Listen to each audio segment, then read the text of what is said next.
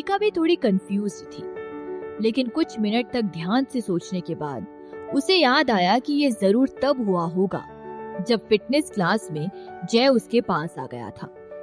ये स्मेल तब उसकी बॉडी पर आ गई होगी जब वो एक दूसरे के बहुत करीब थे। शायद ये स्मेल जय भैया के परफ्यूम की है। हम आज बात कर रहे थे, अनिका ने कहना शुरू किया। तुम्हारी बॉडी पर ये स्मेल कैसे आई, अगर तुम दोनों सिर्फ बात कर रहे थे तो? चिराग ने अनिका के नाजुक गाल को पिंच करते हुए हल्के से मुस्कुराते हुए कहा, अनिका मैं तुम्हें छोड़ देता हूँ क्योंकि मुझे लगता है तुम बहुत स्मार्ट हो, तुम खुद से सब कुछ हैंडल कर सकती हो, तुम समझ रही हो ना?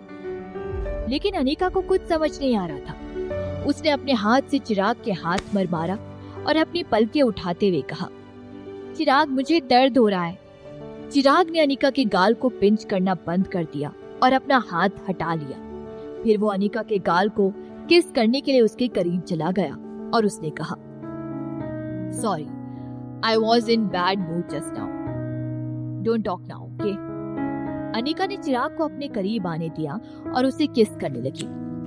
आज उसे चिराग के किस करने से दर्द महसूस हो रहा था, लेकिन उसने कुछ नहीं कहा। वो जानती थी कि चिराग गुस्से में था। वो हमेशा अनिका के साथ अच्छे से पेश आता था, उसके साथ प्यार से बिहेव करता था, जेंटल और कंट्रोल्ड रहता था। लेकिन चिराग से मिलने के बाद आज पहली बार उसने उसे इतने गुस्से में देखा था। अनिका ने धीमे से अपने हाथ चिराग के गले में रख दिए और उसके गाल पर किस करने लगी। उसने कहा, चिराग, मैंने जय भैया से सिर्फ कुछ देर के लिए बात की थी। उस समय पूरी जिम में बहुत शांति थी, इसलिए हम एक दूसरे के कान में कहना पड़ा था। प्लीज इतने सेंसिटिव मत बनो। कौन सेंसिटिव था? क्या चिराग सेंसिटिव था या अनिका बेवकूफ थी? चिराग अनिका की बातों को और नहीं सुनना चाहता था, इसलिए उसने फिर से अनिका को किस करना शुरू कर दिया। धीरे धीरे उन दोनों की बेचैनी बढ़ने लगी थी। उसी बीच अनिका का फोन बजने लगा। अनिका ने पलट कर देखा और चिराग को धक्का देकर उसे अपने से दूर कर दिया और कहने लगी, चिराग मेरा फोन। चिराग ने बेड के साइड में रखी टेबल पर अनिका के फोन की ओर देखा।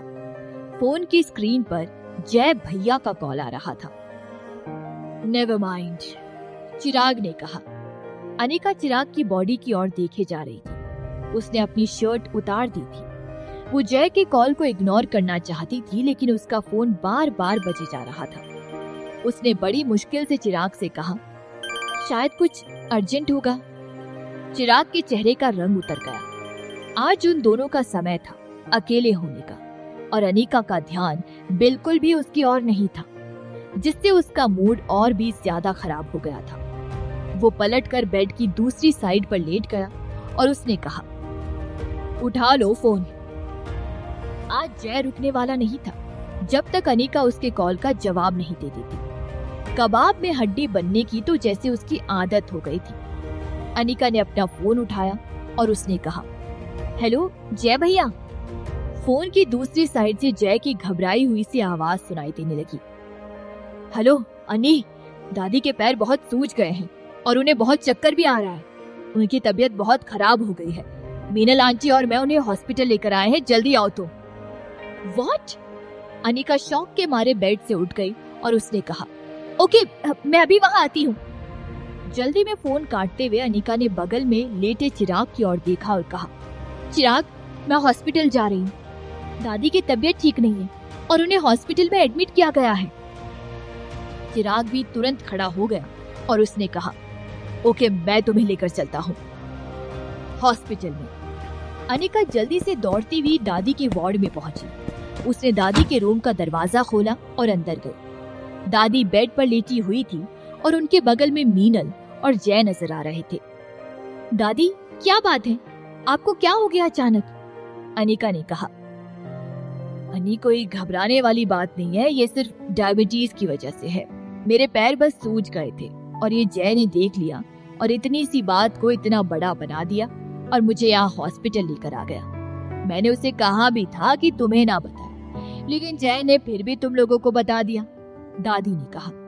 जय ने फिक्र भरी नजरों के साथ दादी की ओर देखा और कहा, दादी, आप अभी भी बोल रहे हो कि कोई घबराने वाली बात नहीं है। कल रात आपको भूख नहीं थी, आपने खाना भी नहीं खाया था। अगर आपको आपकी तबीयत ठीक नहीं लग रही है तो आपको हॉस्पिटल आना चाहिए ट्रीटमेंट के लिए। आपको ऐसे सहने की कोई जरूरत नहीं है। और इसके अलावा अन्नी आपसे बहुत प्यार करती है, उसे तो यहाँ आना ही पड़ता, तब जाकर ही तो उसे चैन मिलता कि आप ठीक हो। हाँ दादी, जय भैया ठीक कह रहे हैं, आप आगे से ऐसा बिल्कुल नहीं करेंगी। अनिका दादी के पास जाकर उनका हाथ पकड़कर कहने लगी। दादी ने अपने बच्चों को अपने आसपास देखा और खुशी से मुस्कुराने लगी। मीनल ने भी खुशी से अपना सर हिलाया और चिराग की ओर देखते हुए कहने लगी, चिराग, माँ को कुछ नहीं हुआ है, कोई घबराने वाली बात नहीं है। वाकई में तुम अन्नी को घर ले जाओ, डॉक्टर ने कहा है कि माँ को 2 दिन तक हॉस्पिटल में रहना होगा। मैं यहाँ उनके साथ रुक जाती हूँ, तुम भी अपने काम को लेकर इतना बिजी रहते हो, जाओ घर जाओ और रेस्ट करो। चिराग ने प्यार से मुस्कुराते हुए जवाब दिया, कोई बात नहीं मॉम, आप दादी के साथ हॉस्पिटल में अकेली रुकेंगी, ये सही नहीं है। मैं अन्नी के साथ मिलकर यही रखूंगा आपके साथ। मीनल चिराग को मना करना चाहती थी, लेकिन उतने में ही जय ने कह दिया, चिराग, तुम अपने काम को लेकर बहुत बिजी हो, इसलिए तुम्हें यहाँ रुकने की कोई जरूरत नहीं है। अगर तुम यहाँ रुकोगे तो इन लोगों को और भी बुरा लगेगा। मीनल आंटी, मैं और अन्नी काफी हैं यहाँ दादी के पास रुकने के लिए। चिराग की गहरी आंखें जय पर टिकी हुई थी। हर कोई जानता था कि दादी को डायबिटीज थी और उनके पैर हमेशा सूजे हुए रहते थे और ना ही उन्हें ठीक से भूख लगती थी। और आज दादी का इस्तेमाल करके जय ने बहुत अच्छा ड्रामा खड़ा कर दिया था। और क्या दादी के साथ रुकना उनके दामाद का फर्ज और हक नहीं था?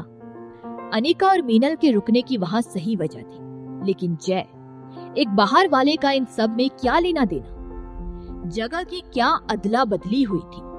चिराग कुछ बोलने के लिए अपना मुंह खोलने ही वाला था कि अनिका खड़ी हो गई और अपनी सुंदर आंखों में फिक्र लिए कहने लगी, चिराग, जय भैया ठीक कह रहे हैं, अगर तुम काम को लेकर बिजी हो तो तुम्हें यहाँ दादी के पास रुकने की कोई जरूरत नहीं है। वैसे भी दादी की कंडीशन सीरियस नहीं है, तुम जाओ वापस और आराम करो। यहाँ मैं हूँ, मॉम है, जय भैया है, हम लोग काफी है यहाँ। चिराग की गहरी आंखें और भी गहरी हो गई और वो 3 सेकंड तक खामोश रहा। वो अब वो बात नहीं बोलने वाला था जो वो असल में कहना चाहता था। अनिका की बात मानते हुए उसने अपना सर हाँ में हिलाया और कहने लगा, okay, thank you for your efforts. मैं वापस जाता हूँ, अगर कुछ भी मदद लगे तो मुझे कॉल कर देना। और हाँ अनिका, तुम्हें अभी तक डिनर नहीं किया है तो मैं... अन्नी, तुमने अभी तक डिनर नहीं किया?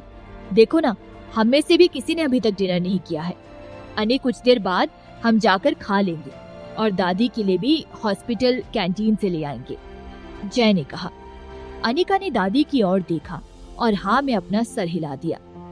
उसकी नजरें फिर चिराग पर गई और उसने फिर से कहा, चिराग, मैं यहाँ दादी के साथ रुक रही हूँ, इसलिए मैं तुम्हें बाहर तक छोड़ने नहीं आ पाऊंगी। तुम जल्दी से वापस जाओ और ध्यान से ड्राइव करना। चिराग की आंखें इतनी गहरी थी कि उनसे रोशनी की एक किरण भी नहीं झलक रही थी, लेकिन उसका चेहरा अभी भी काम था। उसने कहा, ओके दादी, मॉम, जय, मैं चलता हूँ। चिराग पलटकर वहां से चला गया। जब वो वहां से जा रहा था तो उसने जय को कहते हुए सुना, अन्नी, आंटी यहाँ रुककर दादी का ख्याल रख लेंगी। हम जाकर पहले डिनर कर आते हैं और फिर दादी और मीनल आंटी के लिए भी पैक करवा लेंगे। मुझे याद है कि तुम्हारा फेवरेट रेस्टोरेंट यहीं पास में है, मैं तुम्हें वहां ले चलता हूँ। ठीक है। अनिका को दादी की बहुत फिक्र हो रही थी और उसने बिना ज्यादा सोचे जय को हाँ कह दिया। चिराग अपने ऊपर हंसने लगा और वहां से निकल गया। अगली सुबह मीनल दादी के लिए खिचड़ी बनाने के लिए वापस घर चली गई। अनिका और जय बारी बारी से पूरी रात दादी के पास रुके रहे, उनके वार्ड में।